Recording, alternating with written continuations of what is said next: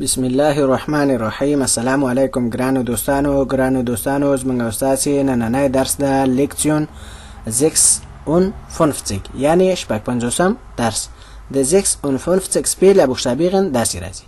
ښه ګرانو دوستانو شروع کوو د درس. دلته وایي چې Pause im Deutschkurs. Sehen Sie sich das Bild an und lesen Sie. Schreiben Sie dann die Wörter an. Die richtige Stelle im Bild. یعنی څه پاوزه خو دوستانو تاسو پیژنئ چې پاوزه د خلق تفریح ته وایي یا دمې ته.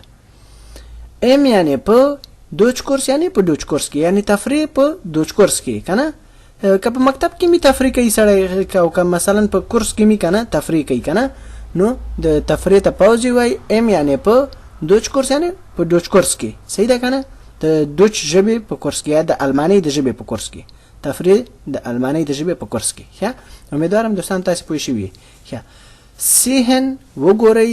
زی یعنی تاسو، زیخ یعنی د خپل داس بلد ان یعنی په خپل عکس کې یعنی په خپل عکس کې څنګه دوستانو د کتاب چې تاسو سره یې کنه نو کتاب خود تاسو خپل ده کنه نو که په کې عکس می خو هم د تاسو خپل ده نو په عکس کې تاسو وګورئ. صحیح ده امیدوارم پوه شئ دوستانو. und یعنی او lesen یعنی ولولئ یا ووایي. زی یعنی تاسو. schreiben ویلیکي زی تاسو. دن یعنی بیا. دی ورته. ان یعنی جملې. ان یعنی په د richtige یعنی رښتیا. شتله یعنی څه شتله ځای یا هو شتله ځای.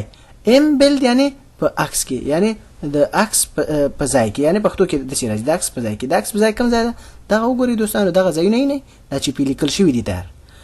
ښه امیدوارم دوستانو پوه شئ. ښه اوس دا خط وایي دلته وایي چې heute ist Montag der Kurs Teilnehmer haben Deutschkurs. Jetzt machen Sie Pause.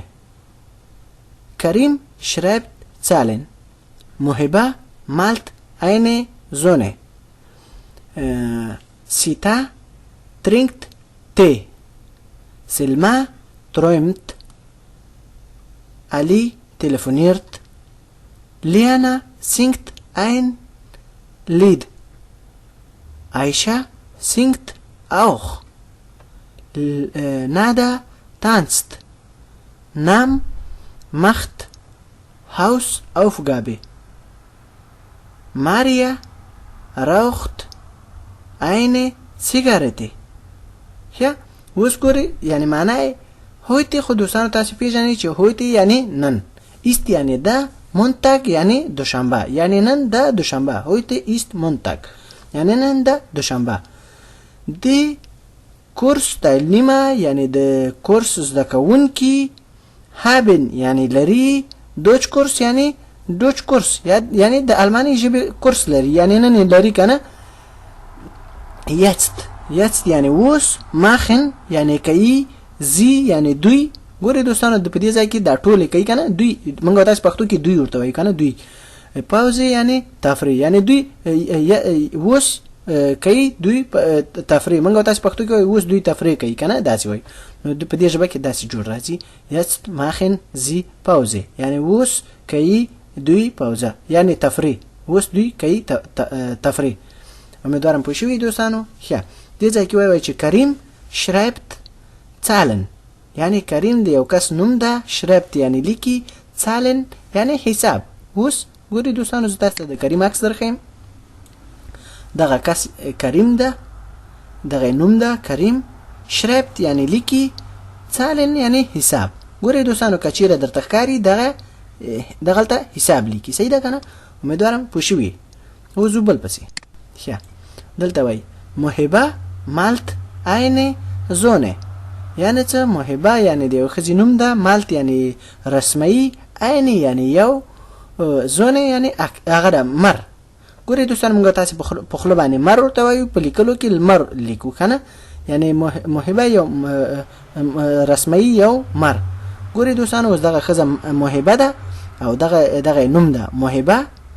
مالت یعنی رسمي ګوري دوستانو عین یعنی یو زونه یعنی مر ګوري دوستانو د خزي محبي یو مر رسم کړی ده صحیح ده کنه د په تفریق کې ګوره ښه امیدوارم په دې پوه شوي اوس بل پسې ځو سیتا ترینکت ته یعنی سیتا د یو ښځې نوم ده ترینکت سکی ته یعنی چای سیتا اوس په دې ځای کې دغه ښځه ده دغه نوم ده سیتا ترینکت یعنی سکی ته یعنی چای ګوري دوستان موږ تاسو پښتو کې داسې وایي سیتا چای سکی کنه دوی مثلا دا جمله دلته راځي دا دلته راځي خو دوی داسې وایي سیتا سکی چای صحیح ده کنه امیدوارم پوه شوي دوستان ښه په دې ځای کې وایي چې سلما ترویمت سلما خیالینی سلما یو ښځه ده ترویمت یعنی خیالینی ترویمت ښه اوس سلما دغه یوه ده دغه نوم ده سلما ترویمت یعنی خیالینی ښه امیدوارم دوستانو پوه شوي ښه اوس د دې نه اخواته څه وایي علی تلیفونیرت علی دغه کس ده دغه نوم ده علی تلیفونیرت یعنی تلیفون کې غږیږي یا تلیفون کوي کنه ښه اوس په دې ځای کې وایي چې لیانا سینګت ein Lied لیانا یو ښځه ده سینګت یعنی اوازخواني کوي یا ګانا وایي هغه اوازخواني کوي کنه یا وایي ein یعنی یو لید یعنی یو ګانا یا ترانه صحیح ده کنه یعنی لیانا اوازخواني کوي د یوې ګانې یا د یوې ترانې صحیح ده کنه یعنی یو ګانا وایي عایشه سینګت auch عایشه هم یو ښځه ده سینګت یعنی همچنان یعنی سینګت یعنی ګانا وایي auch یعنی همچنان یعنی ګوري دوستانو دغه لیانا ده دا سینګت یعنی دغه هغه کوي دا څه رانمیږي سینګت اوازخواني کوي ein لید یعنی د یوې ګانې دغه ده عایشه دغه ده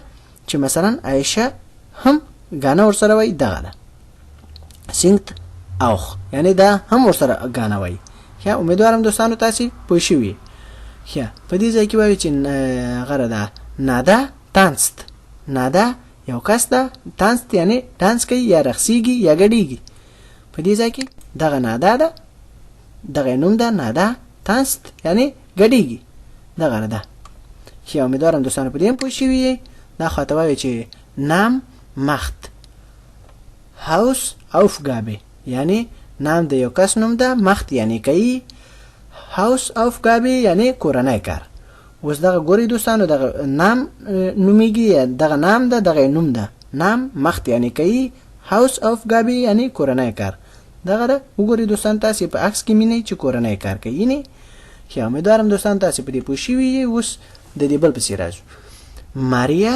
raucht eine Zigarette یعنی ماریا د دغه ښځې نوم ده ماریا دغه ده raucht یعنی سکي eine یعنی یو سیګریټ یعنی سیګریټ یعنی ماریا یو سیګریټ ماریا سکي یو سیګریټ صحیح ده کنه امیدوارم دوستانو تاسو په دې درس باندې پوه شوي یې دراتلونکي درس پورې دوستانو په پاک الله باندې سپارم فی الحال چیس